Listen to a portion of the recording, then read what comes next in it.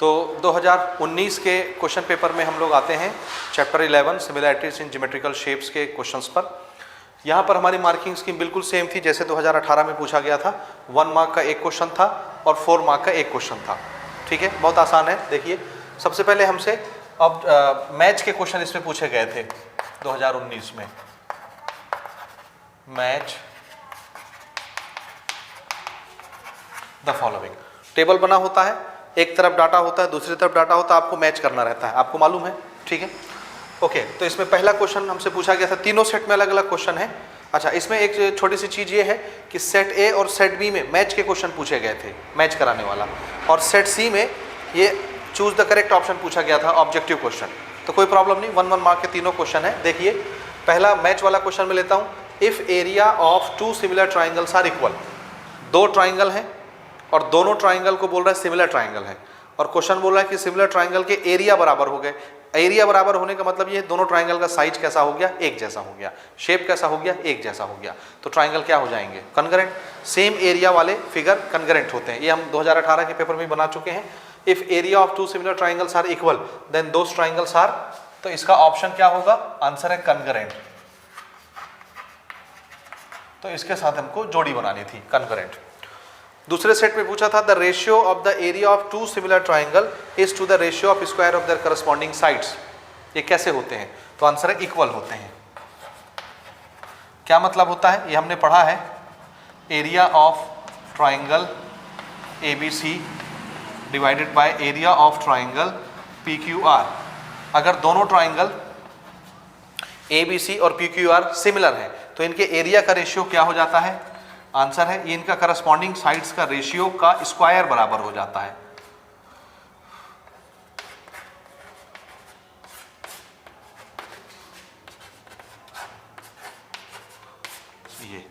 ये थ्योरम भी है, बहुत पॉपुलर थ्योरम है, एग्जाम में भी पूछा जाता है कभी कभी।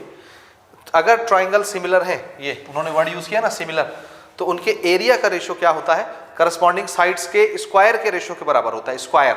ये प्रिंटिंग मिस्टेक है क्वेश्चन पेपर में, तो मैंने यहाँ इसको इंक्लूड कर लिया है। तो ये इक्वल हो जाता है ना, एरिया का रेशियो करस्पॉन्डिंग साइड्स के स्क्वायर के रेशियो के बराबर होता है, इक्वल, इसलिए यहाँ इक्वल लिखा हुआ है। अब एक तीसरे सेट में हमसे ऑब्जेक्टिव क्वेश्चन पूछा गया था, the corresponding sides of similar triangles are. जब 2 ट्राइंगल सिमिलर हो जाते हैं तो उनके करस्पॉन्डिंग साइड्स का रेशियो बराबर होता है, रेशियो। 2 ट्राइंगल अगर सिमिलर हैं तो उनके करस्पॉन्डिंग साइड्स का रेशियो बराबर होता है, और जब रेशियो बराबर होता है तो इसको हम बोलते हैं प्रोपोर्शनेट होना। तो इसमें ये जो ऑप्शन नंबर सी है ये करेक्ट ऑप्शन होगा, तो इसको नोट कर लीजिए। इसके बाद हम आते हैं 4 मार्क की क्वेश्चन की तरफ, और इसमें याद रखिएगा 4 मार्क का जो क्वेश्चन होता है वो आपके पेपर में क्वेश्चन नंबर 11 से लेकर 14 के बीच में होता है, और उसमें ऑप्शन भी होते हैं। ऑप्शन के तौर पर इसके साथ जो क्वेश्चन होगा वो आपके चैप्टर नंबर 12 का क्वेश्चन होता है, सर्कल एंड टेंजेंट का, तो वो भी 4 नंबर का क्वेश्चन आता है। अभी हम इस चैप्टर के क्वेश्चन बनाते हैं। देखिए अगला क्वेश्चन क्या था। ओके, तो ये हमारा क्वेश्चन है, ध्यान से देखिए, 4 मार्क के लिए क्वेश्चन है। Prove that if we draw a line which is parallel to any one side of a triangle and intersect the other 2 sides at different points, then this line divides this 2 sides in the same ratio. ये बहुत popular theorem है। जैसे ये chapter start होता है, इस chapter की starting में पहला थ्योरम यही है। इस थ्योरम को बोलते हैं बेसिक प्रोपोर्शनैलिटी थ्योरम। बेसिक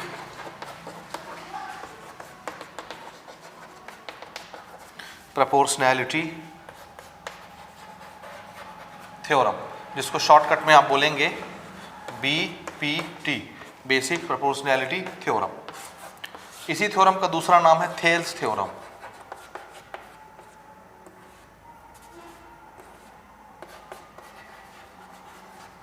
जिसकी वजह से शॉर्टकट नेम क्या हो जाता है, TT। ये ठीक है, तो ये बहुत पॉपुलर थ्योरम है, अक्सर पूछा जाता है, इसलिए आपको इसको बहुत अच्छे तरीके से बनाना है। मैं इसको अभी यहाँ नहीं बना रहा, ये मैं इसके बाद अपनी जो वीडियो लेक्चर्स रिकॉर्डेड होती है हमारी रेगुलर क्लास की जो वीडियो होती है, ये डिटेल वीडियो उसकी अवेलेबल है, इसको मैं इसके साथ अटैच कर रहा हूँ, तो आप इसको देख करके आसानी से समझ जाएंगे। तो मेरे ख्याल से क्वेश्चन आपने देख लिया। अब इसके बाद जो है मैं हमारी जो रेगुलर क्लासेस रिकॉर्ड होती हैं उसकी वीडियो मैं इसके साथ अटैच कर दे रहा हूँ इस थ्योरम की, तो उसको देख करके आप प्रिपेयर कर सकते हैं। ये 4 नंबर के क्वेश्चन के तौर पर पूछा जाता है इसका प्रूफ, तो बहुत आराम से इसका प्रूफ बनाइए, ठीक है। और इसके साथ हमारा 2019 का जो है क्वेश्चन खत्म हो जाएगा। अब इसके बाद हम 2020 के पेपर की तरफ चलेंगे और उसको सॉल्व करेंगे। तब तक आप इसके लेक्चर्स देखिए, इसको बनाइए। Okay, theorem number 1। इसके बेसिक कॉन्सेप्ट समझने के बाद अब हम थ्योरम स्टार्ट करते हैं, इसको प्रूव करेंगे हम। सबसे पहले थ्योरम पढ़ते हैं, उससे रिलेटेड डायग्राम बनाते हैं, उसको समझने की कोशिश करते हैं, उसके बाद फिर हम प्रूव करने की कोशिश करेंगे। ठीक है, चलिए थ्योरम क्या बोलता है। If we draw a line which is parallel to any side of a triangle. क्या चाहिए हमको? तो सबसे पहले तो एक ट्राइंगल चाहिए, उसके बाद ही बात होगी। तो हम एक ट्राइंगल बना लेते हैं यहाँ पर ना, इस तरह से। ये क्या बन गया अपना एक अच्छा, मैं इसे थोड़ा बड़ा बनाऊंगा ताकि आपको समझने में दिक्कत ना हो।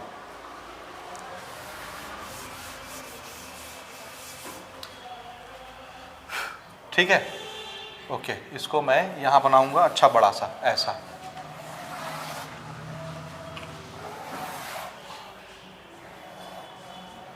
ठीक है जी, अच्छे से विजिबल हो रहा है ये?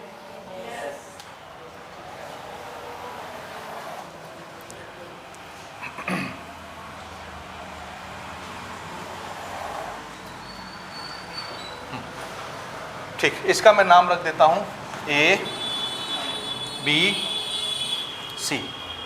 ठीक है, ये एक ट्राइंगल हो गया, हो गया। ओके, अब पहली लाइन पढ़िए थ्योरम का, पढ़िए पढ़िए। If we draw a line, अगर मैं एक लाइन ड्रॉ करूं, अगर मैं एक लाइन ड्रॉ करूं, एक लाइन, और वो लाइन कैसी होगी? Parallel to any side of triangle. ठीक है, इफ वी ड्रॉ, अगर मैं ड्रॉ करूं क्या, एक लाइन विच इज पैरेलल, जो कैसी होगी? पैरेलल होगी। किसके parallel? Any side of triangle. एक ट्राइंगल में कितने साइड होते हैं? 3। तीनों में से कोई भी एक साइड पकड़ लीजिए। जैसे मैंने ये साइड पकड़ ली, मैं ये भी ले सकता था, ये भी ले सकता था, ये एक साइड ले ली। अगर मैं इस एक साइड के पैरेलल एक लाइन ड्रॉ करूं यहाँ पे, इसके पैरेलल कहीं से भी, यहाँ से या यहाँ से या यहाँ से, कहीं से भी, समझ में आता है या नहीं आता? तो मैं सपोज दिखाने के लिए यहाँ से ड्रॉ करता हूँ, ऐसे। ये देखा, अभी बनाना नहीं, आराम से देखना, उसके बाद आराम से बनाना, नहीं तो मैं मिटाऊंगा, फिर आप नहीं मिटा पाओगे पेन का बना हुआ। तो पहले देखिए, फिर आराम से बनाइए ना। तो इस लाइन के, ट्राइंगल के एक साइड से मैंने एक लाइन खींची पैरेलल, समझे? किसी भी एक साइड के पैरेलल एक लाइन खींची और इस लाइन का नाम रखा मैंने L। ठीक, ये इसके पैरेलल है।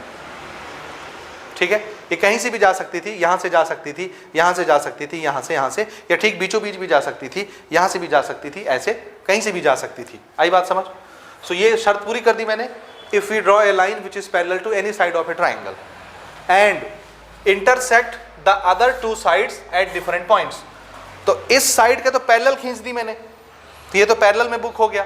अब कितनी साइड बची ट्राइंगल की? 2, एक ये और एक ये और ये 2 साइड बची।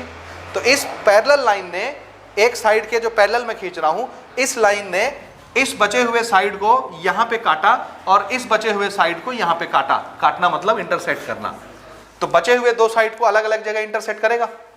सो देखिए फिर से, if we draw a line which is parallel to any side of triangle, किसी भी एक साइड से अगर एक पैरेलल लाइन में खींचता हूं ट्राइंगल के, and it intersect the other 2 sides at different points, और ये बचे हुए 2 साइड को 2 अलग अलग पॉइंट पर इंटरसेक्ट करती है, एक ये और एक ये।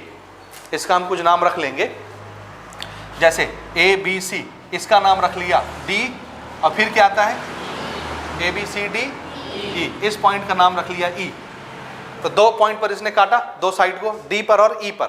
ठीक है, उसके बाद then this line divides these two lines in the same ratio। इसका क्या मतलब है? यही रिजल्ट वाली लाइन है। ये जो लाइन है जिसने ये 2 साइड को D और E पॉइंट पर इंटरसेक्ट किया है, ये क्या करेगी? इस साइड को और इस साइड को सेम रेशियो में बांट जाएगी, सेम रेशियो में डिवाइड कर जाएगी।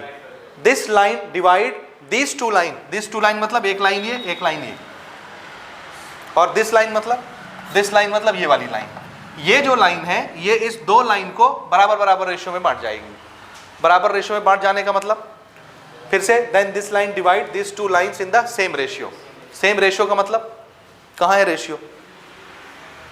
रेशियो का मतलब यहाँ ये देखिए, ये वाली लाइन दिख रही है आपको, ये साइड इसको यहाँ से काट के गई है डी पॉइंट पर, तो ए से लेके डी ये एक टुकड़ा हो गया और डी से लेके बी ये दूसरा टुकड़ा हो गया। अगर मैं इसका रेशियो निकालूं तो कैसे निकालूंगा? ये टुकड़ा डिवाइडेड बाय ये टुकड़ा, तो कुछ आएगा इसका रेशियो। आप लोग स्केल फैक्टर पढ़ के आ रहे हो तो आपको रेशियो समझ में आना चाहिए। एक टुकड़ा डिवाइडेड बाय दूसरा टुकड़ा, ये एक गुना ये दो गुना, 1:2 समझ आया, या 1:3 या 1:4 या 2:5 कुछ भी। ये टुकड़ा डिवाइडेड बाय ये टुकड़ा, जो भी रेशियो इस टुकड़े का आएगा वही रेशियो इस टुकड़े का आएगा, ये डिवाइडेड बाय ये। नहीं समझे? तो ये जो एक लाइन जा रही है ट्राइंगल के एक साइड के पैरेलल बनके, ये दो साइड को जब काट के गुजरती है तो दोनों साइड को बराबर बराबर रेशियो में बांट जाती है। यानी ये वाले साइड का जो रेशियो होगा, ये टुकड़ा डिवाइडेड बाय ये टुकड़ा, वही रेशियो ये टुकड़ा डिवाइडेड बाय ये टुकड़े का हो जाएगा। तो इन दोनों का रेशियो क्या हो जाता है? सेम हो जाता है। अब रेशियो कैसे लिखते हैं? समथिंग अपॉन समथिंग में। तो इसको मैं ऐसे लिख सकता हूँ AD अपॉन DB, तो उधर भी सेम पैटर्न लेना है, AE अपॉन EC। तो इनका रेशियो क्या हो जाता है? बराबर। कब बराबर होता है? जब ये लाइन इस साइड के साथ क्या होती है? पैरेलल।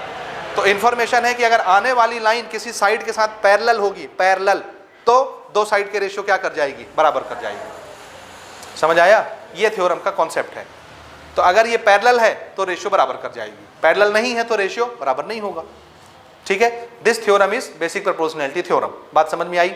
अब मैं गिवन बनाता हूं, ध्यान से देखिए। और डायग्राम के लिए ना हम ऐसा कर सकते हैं, ये एक्स्ट्रा लाइन की हमको जरूरत नहीं है, समझ गए? ताकि डायग्राम सुंदर दिखे तो मैं इसको यहीं तक समेट देता हूं, ये खत्म। दिख रहा है सुंदर सा? अब थोड़ा सा गिवन बनाते हैं। सबसे पहले गिवन देखिए। गिवन क्या दिया हुआ है हमको? एक ट्राइंगल ABC, ठीक है। फिर हमने D पैरेलल खींचा है, DE किसके पैरेलल खींचा है? BC के। ये इंफॉर्मेशन गिवन है ना, लाइन पैरेलल होगी। तो ये जो लाइन थी DE, ये किसके पैरेलल खींचा है? BC के पैरेलल खींचा है।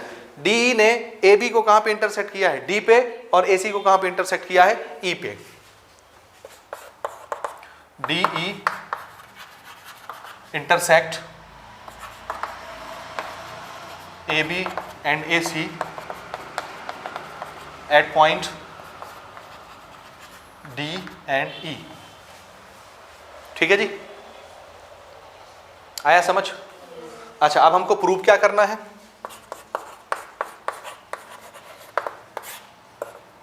क्या प्रूव करना है? क्वेश्चन ये है कि अगर ये लाइन इस साइड के पैरेलल होगी तो क्या कर जाएगी? दो साइड के रेशियो बराबर कर जाएगी। तो इस साइड का रेशियो क्या होगा बताइए? AD अपॉन DB, ठीक है। और उधर का रेशियो AE अपॉन EC, और ये क्या हो जाएगा? बराबर। यही चीज हमको प्रूव करके दिखानी है, समझ गए? तो इसको मैं प्रूफ के डब्बे के अंदर ऐसे पैक कर देता हूँ। ये हमको प्रूव करना है, AD upon DB is equal to AE upon EC। आ रहा है समझ में थ्योरम धीरे धीरे कि नहीं आ रहा है? अब इसको प्रूव कैसे करें? तो प्रूव करने के लिए हम सहारा लेंगे ट्राइंगल के एरिया का। किसका सहारा? क्योंकि देखो ये साइड्स हैं, AD और DB साइड्स हैं, इनको हम अलग अलग ट्राइंगल में फंसाएंगे सबको। कहाँ फंसाएंगे? ये अलग ट्राइंगल में, ये अलग ट्राइंगल में फंसेगा, ये अलग ट्राइंगल में, ये अलग ट्राइंगल में। तो कितने ट्राइंगल चाहिए हमको? 4 ठो ट्राइंगल। तो यहाँ तो कै ठो ट्राइंगल दिख रहे हैं? 2 से काम चलना नहीं है, 4 ट्राइंगल हमको बनाने हैं। तो हमको क्या करना पड़ेगा? कंस्ट्रक्शन। क्या करना पड़ेगा? कंस्ट्रक्शन। तो कंस्ट्रक्शन करके हम 4 ट्राइंगल बनाएंगे। आया समझ कि नहीं आया? आया। अब ये कंस्ट्रक्शन देखिए।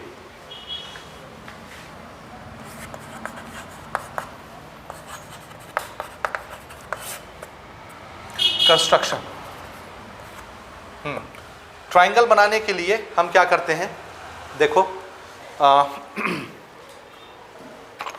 कुछ लाइनें हम आपस में ज्वाइन कर देते हैं ना, तो ट्राइंगल दिखने लग जाएगा हमको। तो मैं ऐसे करता हूं कि ये B और E को यहां से मिला देता हूं। ये तो एक ट्राइंगल तो ये दिख रहा था, ADE छोटा वाला दिख रहा था। एक ट्राइंगल हो गया देखो BDE, और ये बेस सेम है, देखो ये वाली लाइन को मैं बेस मान लूंगा। दिख रहा है? ध्यान से समझना भाई, क्योंकि समझने का खेल है पूरा। इस लाइन को क्या मान लिया? बेस। तो इस बेस पर एक ट्राइंगल ये हो गया, दिख रहा है AED या ADE, इसका बेस कौन है? ये AD। और यही बेस ऐसे आगे चली आई और इसको देखिए BDE, इसी बेस पर, ये वही लाइन है ना बेस वाली। अब उसको B से A पूरा पढ़ो या B से D पढ़ लो, लाइन तो वही है, आधा पढ़ो या पूरा पढ़ो, लाइन वही है। तो ये बेस है तो ये भी बेस हो गया, और ट्राइंगल हो गया BDE। ये ट्राइंगल दिखा? कितने ट्राइंगल हो गए? 2। एक ट्राइंगल हो गया ADE और दूसरा ट्राइंगल हो गया BDE। क्लियर? इसी तरह से मैं इसको मिला देता हूं आपस में। ये देखिए, तो इधर अब इसको बेस मान लीजिए, एक ट्राइंगल हो जाएगा AED या ADE, वही चीज है। बेस अब कौन हो गया? AE, और दूसरा ट्राइंगल हो गया CDE, फिर से बेस कौन हो गया? यही वाली लाइन। नहीं समझे? मैं जानबूझ के इसको बेस फंसा रहा हूं, इसको बेस फंसा रहा हूं, क्यों? क्योंकि यही तो है AD/DB, तो AD भी चाहिए, DB भी चाहिए, AD और DB। AD मुझे चाहिए, DB मुझे चाहिए, तो इसको कहीं ना कहीं फंसाएंगे तब ना आएगा ट्राइंगल में ये। और इधर AE और EC चाहिए, तो इधर हमने इसको बेस मान लिया, तो ये भी AE भी फंस जाएगा, EC भी फंस जाएगा। तो 2 ट्राइंगल उधर, 2 ट्राइंगल इधर। समझ में आए आपको या नहीं आए? श्योर? अच्छा, अब मुझे एरिया ऑफ ट्राइंगल का फॉर्मूला यूज करना है, और एरिया के लिए half into base into height चाहिए। बेस तो मैंने आपको दिखा दिया, जब मैं ये ट्राइंगल चुनूंगा ADE, तो बेस तो AD हो जाएगा। अगर मैं इधर वालों की बात कर रहा हूँ, ये वाली, जब मैं ये ट्राइंगल चुनूंगा BDE, तो बेस BD हो जाएगा। जब मैं इधर की बात करूंगा और ये ट्राइंगल चुनूंगा ADE, तो बेस कौन हो जाएगा? AE। और जब मैं ये ट्राइंगल चुनूंगा CDE, तो बेस कौन हो जाएगा? AC। तो बेस तो आपको दिखता है। एरिया निकालने के लिए और क्या चाहिए? हाइट। और हाइट का कॉन्सेप्ट अभी अभी मैंने आपको सिखाया है। हाइट कौन होता है? हाँ, जो सबसे छोटी लाइन 90 डिग्री बनाने वाली होती है बेस पर, वही हाइट होती है। तो चलिए अब हमको एक हाइट खींचनी है, तो कैसे खींचें? कैसे खींचें? ध्यान से देखो, अगर ये बेस है, इस पूरे को बेस इमेजिन करो, इस पूरे को बेस दिख रहा है, और इसका मिड पॉइंट ये है, इधर वर्टेक्स हो गया। क्योंकि अगर मैं इतना बेस मानता हूं तो ये ट्राइंगल हो जाता है ADE, दिख रहा है। और अगर मैं इसको बेस मानता हूं, इसको, तो ये ट्राइंगल हो जाता है। नहीं समझे? आया नहीं आया? ध्यान से समझना। अगर मैं A से लेके D तक को बेस मानता हूं, इतना बड़ा बेस, तो ट्राइंगल कौन हो जाता है? ये दिख रहा है। तो भी यही कोना फंसता है बाहर, वर्टेक्स, ट्राइंगल का ऊपर वाला कोना। और अगर मैं इसको बेस मानता हूं BD और ये ट्राइंगल बनाता हूं, तब भी बाहर वाला कोना कौन फंसता है? E। तो मेरे को E से ही परपेंडिकुलर खींचना है। ये रही पूरी बेस लाइन, तो खींचिए परपेंडिकुलर। अब परपेंडिकुलर कौन होगा? जो सबसे छोटी लाइन होगा, और बेस पर क्या बनाता होगा? 90 डिग्री। तो यहां से एक लाइन खींचिए जो सबसे छोटी लाइन होगी और इस पर 90 डिग्री बनाए। जहां पे भी 90 डिग्री बना सकते हैं उसको हम हाइट मान लेंगे। नहीं समझे? तो खींचिए यहां से। अब मैं उसको कैसे खींचूं? देखो, ऐसे खींचूं, ऐसे खींचूं, ऐसे खींचूं, देख रहे हो? इसकी लंबाई बड़ी है, बड़ी है, बड़ी है, ये छोटी हो रही है, छोटी हो रही है, ये बड़ी हो गई। तो सबसे छोटी लाइन कहां पे जाएगी? यहां आएगी। क्या इससे छोटी लाइन नहीं बन सकती इधर? अरे ये लाइन ऐसी होती तब परपेंडिकुलर होता ही। क्या ये इसके साथ 90 डिग्री बना रहा है? तो फिर ये सबसे छोटी लाइन नहीं है E से आने वाली। तो जो 90 बनाएगा इस पर, वो छोटी होगी। नहीं समझे? हाँ, तो मैं यहां पर ये लाइन बनाता हूं, देखिए ये, और ये बनाता है इस पर 90 डिग्री। इसका मतलब है इस बेस पर, इस वर्टेक्स से ये 90 डिग्री बनाता है, तो यही क्या होगा? हाइट। नहीं समझे? और इसका नाम मैंने रख दिया M। तो EM क्या चीज है? हाइट। ये इस पूरे बेस के लिए। नहीं समझे? जोर से बोलिए। श्योर? कोई डाउट? अब देखिए, अगर मैं ट्राइंगल लेता हूं ADE, तो बेस कौन है? AD। तो हाइट कौन होगी? ME या EM। वर्टेक्स ये है, ये बेस है, तो EM इज द हाइट। और ये हाइट कहाँ आया? ट्राइंगल के अंदर की बाहर? ये इतना बड़ा ट्राइंगल है, तो इस ट्राइंगल के अंदर आया हाइट ना, तो अंदर बनता है हाइट। आपने अभी भी देखा थोड़ी देर पहले। और जब मैं ये ट्राइंगल लूंगा BDE, ये देखिए, ये रहा बेस, और हाइट कहाँ है? इस ट्राइंगल की। हाँ, इसी बेस, इसी हाइट को क्या मैं इस ट्राइंगल की हाइट मान सकता हूं कि नहीं मान सकता? लेकिन ट्राइंगल तो हमारा यहां है, ये देखो BDE, और ये हाइट ट्राइंगल के बाहर बन रही है, तो हाइट तो बाहर बन सकती है, कोई प्रॉब्लम है क्या? तो आ रहा है समझ में? और अगर मैं वो कॉन्सेप्ट नहीं बताता तो आपको समझ नहीं आता ये कि ट्राइंगल के बाहर ये हाइट कैसे हो जाएगी इस ट्राइंगल की। आई बात समझ? तो ये अभी इस बेस के लिए हो गया। अब इस बेस को देखो, जब मैं इधर ये ट्राइंगल चुनूंगा ADE तो बेस ये होगा, और ये ट्राइंगल चुनूंगा CDE तो बेस ये होगा। तो ये रही पूरी बेस वाली लाइन और ये रहा कोना वर्टेक्स, यहां से परपेंडिकुलर ड्रॉ करना है। तो जो सबसे छोटी लाइन 90 डिग्री बना देगी इस पर, वही हाइट हो जाएगी दोनों ट्राइंगल की। तो यहां से हम हाइट ऐसे खींचते हैं, देखिए ये लाइन जाके यहां बनाती है 90 डिग्री ये, और इसका नाम मैंने रखा N, DN। नहीं समझे? तो जब मैं ये ट्राइंगल चुनूंगा ADE और बेस ये होगा, तो ये हाइट हो जाएगी उसकी DN, और ये ट्राइंगल के अंदर बनी है हाइट। समझ में आता है आपको?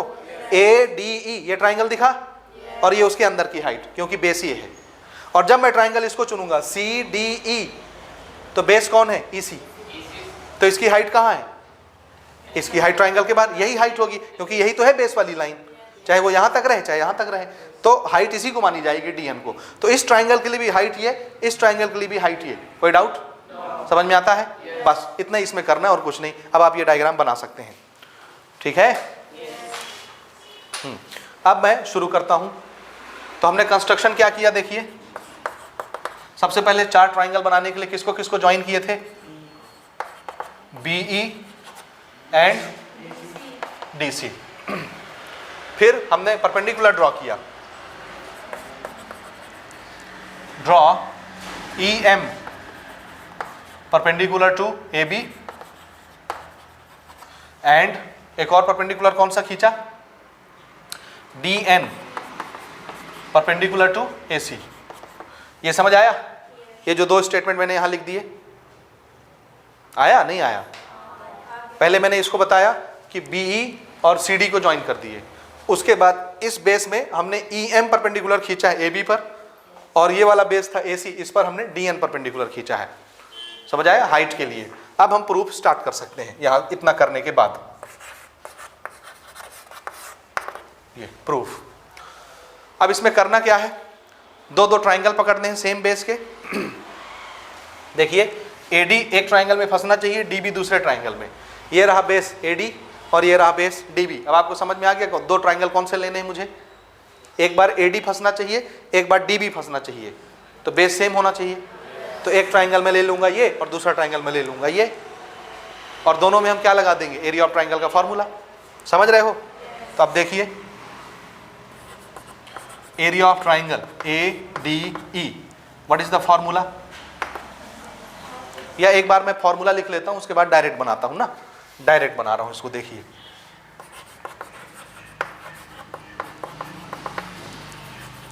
Area of triangle formula is half into base into height. ठीक है, होता है। अब हम अलग अलग ट्राइंगल लेते हैं। देखिए सबसे पहले मैं लूंगा area of triangle ADE। ADE कौन सा ट्राइंगल है? हम इस बेस पर काम कर रहे हैं अभी। तो ये है ADE, ये ट्राइंगल दिखा।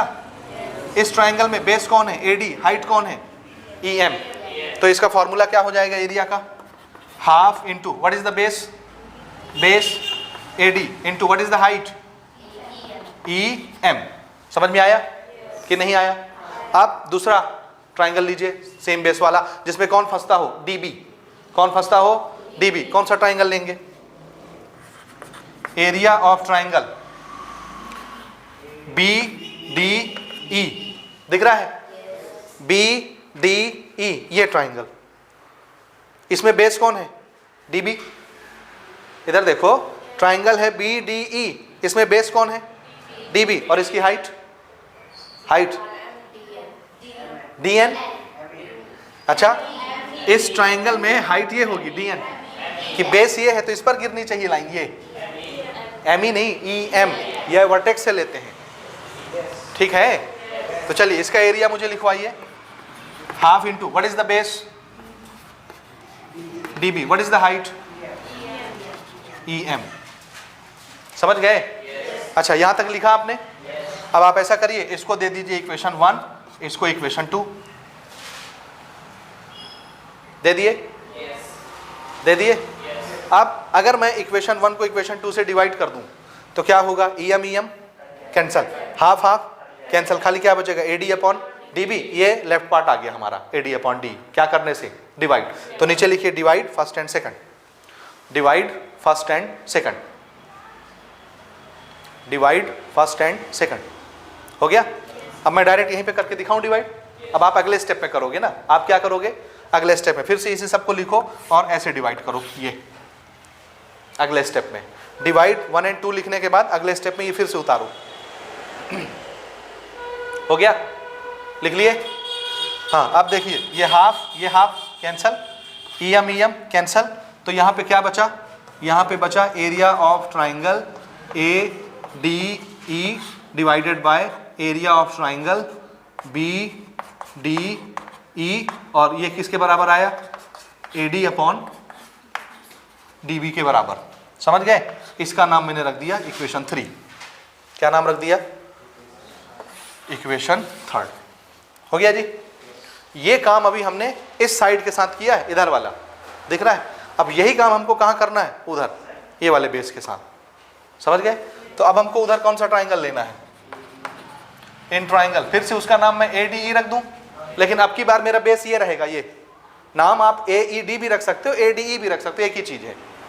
नहीं समझे, नहीं अच्छा लग रहा तो AED रख लो, लेकिन ट्राइंगल तो वही ना है। ये इधर से देखोगे तो भी ये वही ना ट्राइंगल है। देखो ADE, ये ट्राइंगल, बेस इसको मानो, और जब बेस इसको मानोगे तो भी ट्राइंगल तो यही रहेगा। तो चाहे ADE बोलो या AED बोलो, बात उसी ट्राइंगल की हो रही है। तो मैं उसको ADE ही लिख देता हूँ। फिर से इसका मैं एरिया निकाल रहा हूँ, तो कैसे निकालूंगा, हाफ इंटू, अब इसकी बार बेस किसको मान रहे हैं हम, कौन सी लाइन को, इधर वाली लाइन को। तो बेस कौन हो गया, AE, this is base. And what is height, अगर बेस ये है तो हाइट कौन होगी, DN। समझ में आता है। So this is height DN। हो गया। अब उसी बेस पर दूसरा ट्राइंगल कौन सा है, CDE, दिख रहा है। तो अगला ट्राइंगल DEC बोल देता हूं मैं ना, इन ट्राइंगल DEC, इसका area half into base. What is the base, base का नाम, इस ट्राइंगल देखो DEC, ये इसमें बेस कौन है, EC। So this is half into base into what is the height, इस ट्राइंगल की हाइट बताइए, DN। अब ये ट्राइंगल के बाहर है, कोई प्रॉब्लम तो नहीं है, हाँ होता है हाइट बाहर, दिस इज DN। हो गया। और नेक्स्ट स्टेप पे फिर क्या करना है, दोनों को डिवाइड। सो मैं डायरेक्ट कर दे रहा हूं, ये क्या क्या कटेगा, ठीक है। इसको एरिया लिख देंगे हम, area, okay. Area of triangle ADE divided by area of triangle DEC, this is equal to half half खत्म, DN खत्म, खाली क्या बचा, AE divided by DC। This is equation number 4। हो गया। देखो AE अपॉन EC, ये आ गया AE अपॉन EC। इसमें क्या मिल गया था, AD upon DB, AD upon DB इसमें मिल गया थर्ड वाले में, और AE अपॉन EC किस में मिल गया, 4 वाले में। अब हमको क्या लेके आना है, मैंने ये चीज क्रिएट कर ली, यहाँ देखो, मैंने ये चीज क्रिएट कर ली, यहाँ देखो। अब सिर्फ मुझे क्या लेके आना है, ये इक्वल। तो इन दोनों इक्वेशन को मुझे इक्वल करना है, तो आपस में बराबर हो जाएंगे ये। अब इनको कैसे इक्वल कर सकता हूं मैं, सोचो, इनको कैसे इक्वल कर सकता हूं, सोचिए। कैसे इक्वल करेंगे इनको। देखिए मुझे किसको किसको इक्वल करना है, AD अपॉन DB को AE अपॉन EC के बराबर ला के दिखाना है। तो प्रॉब्लम ये है और ये है, इनको अगर इक्वल करना है तो ये भी आपस में कैसे होने चाहिए। आप इनको जरा देखो, देखो थर्ड में ऊपर क्या है, न्यूमरेटर में एरिया ऑफ ट्राइंगल AD, इसमें भी क्या है, एरिया ऑफ ट्राइंगल AD। तो ये ट्राइंगल तो सेम है, अगर ट्राइंगल सेम है तो उनका एरिया भी सेम होगा, तो ये न्यूमरेटर सेम हो गया। अब नीचे कौन है, BDE, और इधर कौन है, DEC। ये दो अलग अलग ट्राइंगल हैं। इधर देखो BD को BDE, ये वाला ट्राइंगल है, दिखा, और DEC ये ट्राइंगल है। दो ट्राइंगल अलग अलग है। अगर ये दो ट्राइंगल बराबर हो जाएं तो ये वाला राइट पोर्शन, ये वाला राइट पोर्शन कैसा हो जाएगा, बराबर। तो अगर दोनों का राइट पोर्शन बराबर हो जाएगा तो दोनों का लेफ्ट पोर्शन भी बराबर हो जाएगा। समझ आया। तो ऐसे हम इसको प्रूव करेंगे। और इसमें लफड़ा सिर्फ कौन क्रिएट कर रहा है, ये और ये। अब इसके लिए वो हम 9th वाला थ्योरम यूज करते हैं। अब ध्यान से देखिए, ये दो ट्राइंगल समझ में आए आपको। यहाँ देखिए, इसको पहचानिए, दिस इज बेस। इसको क्या मान रहा हूं मैं, बेस। अब इस बेस पर पहला ट्राइंगल खड़ा है, देखो कौन सा, DEB। ये देखो, जिसको हम BDE बोल रहे हैं ना, BDE, इसका बेस कौन है? ये है, ये ट्राइंगल, ये वाला नाम जो है BDE, इस ट्राइंगल का बेस कौन है? अब इस ट्राइंगल को देखो, DEC, इस ट्राइंगल का बेस कौन है? कौन है बेस? D, यही है बेस। तो दोनों ट्राइंगल का बेस सेम है कि नहीं? और ये जो बेस है इसके साथ क्या था? शुरू में बताया गया था, parallel, DE is parallel to BC। तो ये दो ऐसे फिगर हो गए जो सेम बेस पर खड़े हैं, DE उनका बेस है, उल्टा बने हुए हैं फिगर, उल्टा ट्राइंगल है, सीधा नहीं देखना, नहीं तो हमको लगता है ये बेस है, तो एक ट्राइंगल ऐसा खड़ा हो गया, दूसरा ट्राइंगल ऐसा खड़ा हो गया है, ये बेस नहीं है। बेस कौन है? ये। और इस पर एक ट्राइंगल खड़ा है, देखो BDE, ये ट्राइंगल, बेस यही है। और इसी पर दूसरा ट्राइंगल खड़ा है DEC, बेस यही है। तो इस सेम बेस पर दो अलग अलग ट्राइंगल खड़े हैं, और ये बेस और ये लाइन कैसी है आपस में? तो दो सेम पैरेलल लाइन के अंदर दोनों फिगर बन रहे हैं, तो दोनों का एरिया कैसा होगा? सेम। तो यहां पर हम छोटा सा रिमार्केशन लिखेंगे, since triangle BDE and triangle DEC are on the same base, और बेस का नाम क्या है? DE, and between same parallel lines, parallel lines का नाम क्या है? DE parallel to BC। इसलिए according to our 9th class theorem दोनों का एरिया क्या होगा? Same. Therefore area of triangle BDE किसके बराबर हो जाएगा? Area of triangle DEC। दोनों ट्राइंगल का एरिया क्या हो गया? बराबर हो गया। हो गया। अब देखिए, अब इक्वेशन 3 और 4 को फिर से देखिए। इसका न्यूमरेटर ट्राइंगल ADE है, इसका भी ADE है, न्यूमरेटर सेम, डिनोमिनेटर BDE है और DEC है, और अभी हमने लिख दिया कि दोनों का एरिया कैसा है? सेम। तो ये चीज और ये चीज सेम हो गई। इसका मतलब है ये पूरा राइट पोर्शन, ये पूरा राइट पोर्शन कैसा हो गया? इक्वल। अगर दोनों इक्वेशन के राइट पार्ट अगर इक्वल हो गए तो लेफ्ट भी आपस में क्या हो जाएंगे? इक्वल। देयरफॉर फ्रॉम इक्वेशन 3 क्या मिल जाएगा हमको? क्या मिल गया? AD अपॉन DB किसके बराबर हो जाएगा? AE अपॉन EC के बराबर हो जाएगा। और यही चीज तो हमको प्रूव करनी थी, समझ रहे हो? यही चीज हमको प्रूव करनी थी। इस तरह से थ्योरम प्रूव हो गया। हो गया? तो ऐसे बनता है जी थ्योरम। आया मजा? नहीं आया? नहीं आया? आया। नोट करिए इसको, this is basic proportionality theorem.